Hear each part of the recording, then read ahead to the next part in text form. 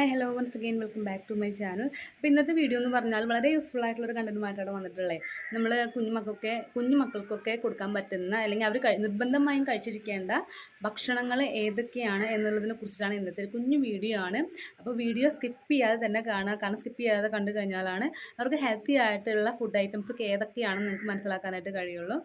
അപ്പോൾ ഈ ഒരു മെത്തേഡാണ് കൂടുതലായിട്ടും ഞാൻ കച്ചുട്ടനും തമ്പുട്ടിക്കും കൂടെ ഫോളോ ചെയ്യുന്നത്. അപ്പോൾ നമുക്ക് വീട്ടിൽ തന്നെ ഉണ്ടാക്കിയെടുക്കാൻ പറ്റും, അല്ലെങ്കിൽ നമ്മുടെ വീട്ടിൽ തന്നെയുള്ള കാര്യങ്ങളാണ് നമുക്ക് പിള്ളേർക്ക് കൊടുക്കുന്നത്.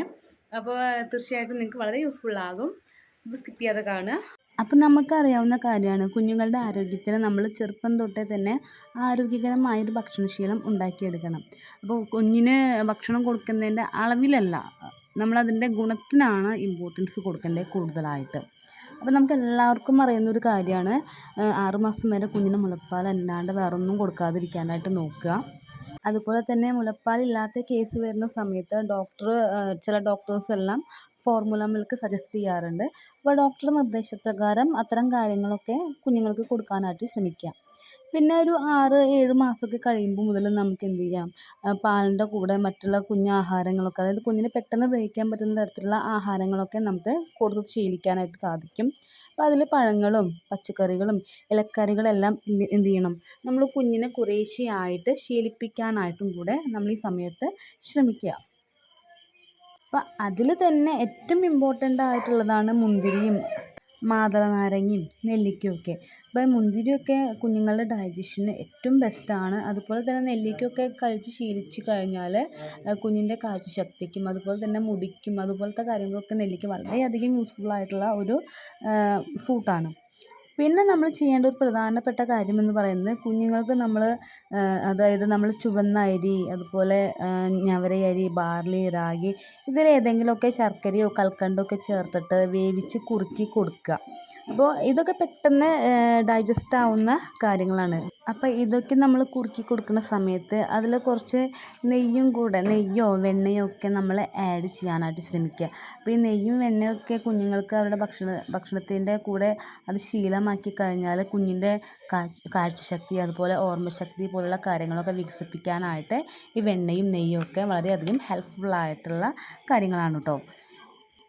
പിന്നെ ഉള്ളതെന്ന് പറയുന്നത് നേന്ത്രക്കായ നമുക്ക് പൊടിച്ചിട്ടോ പുഴുങ്ങിയിട്ടൊക്കെ കുഞ്ഞുങ്ങൾക്ക് കൊടുക്കാനായിട്ട് പറ്റും. അപ്പോൾ ചെറിയ പിള്ളേർക്കൊക്കെ നേന്ത്രക്കായ കൊടുക്കുന്ന സമയത്ത് അതിൻ്റെ ഉള്ളിലൊരു ഒരു കുരു പോലെ ഉണ്ടായിരിക്കും, അത് കളഞ്ഞിട്ട് കൊടുക്കാനായിട്ട് ശ്രമിക്കുക. കാരണം അത് പിള്ളേർക്ക് പെട്ടെന്ന് ദഹിക്കില്ല.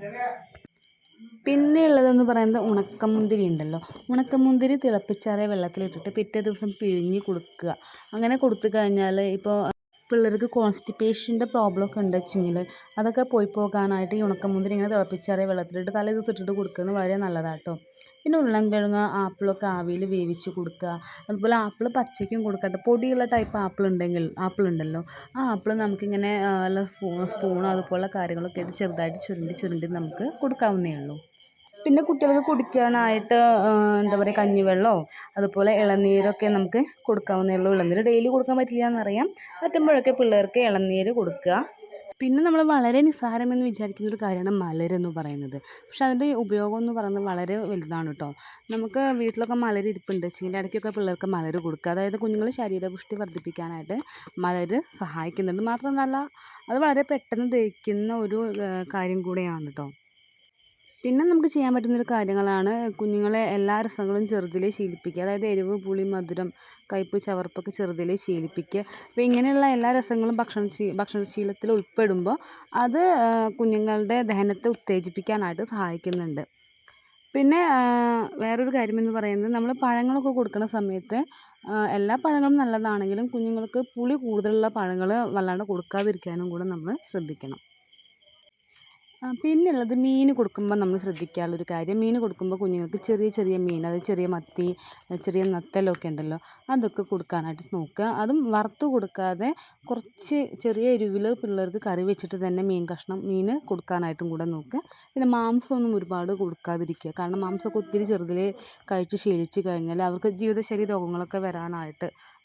രോഗങ്ങളൊക്കെ പെട്ടെന്ന് വരാനായിട്ടുള്ളൊരു കാരണം കൂടിയാകും അത്.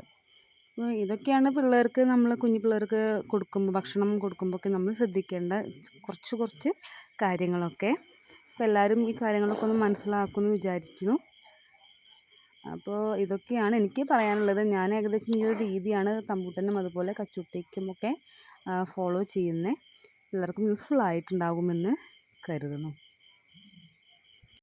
വീഡിയോ എല്ലാവർക്കും ഇഷ്ടമായെന്ന് വിചാരിക്കണം. വീഡിയോ ഇഷ്ടമായി കഴിഞ്ഞാൽ ലൈക്ക് ചെയ്യാനും ഷെയർ ചെയ്യാനും സബ്സ്ക്രൈബ് ചെയ്യാനും മറക്കണ്ട. സബ്സ്ക്രൈബ് ചെയ്യുന്ന സമയത്ത് തൊട്ടടുത്ത് നമുക്ക് കുഞ്ഞ് ബെല്ലൈക്കൺ ഉണ്ടല്ലോ, അത് എനേബിൾ ചെയ്ത് കഴിഞ്ഞാൽ ഇതുപോലുള്ള വീഡിയോസിൻ്റെ അപ്ഡേഷൻസ് എല്ലാം നിങ്ങൾക്ക് നോട്ടിഫിക്കേഷൻസ് ആയി ലഭിക്കുന്നതായിരിക്കും. അപ്പോൾ അടുത്തൊരു വീഡിയോ കാണുന്നവരേക്കും ടാറ്റാ.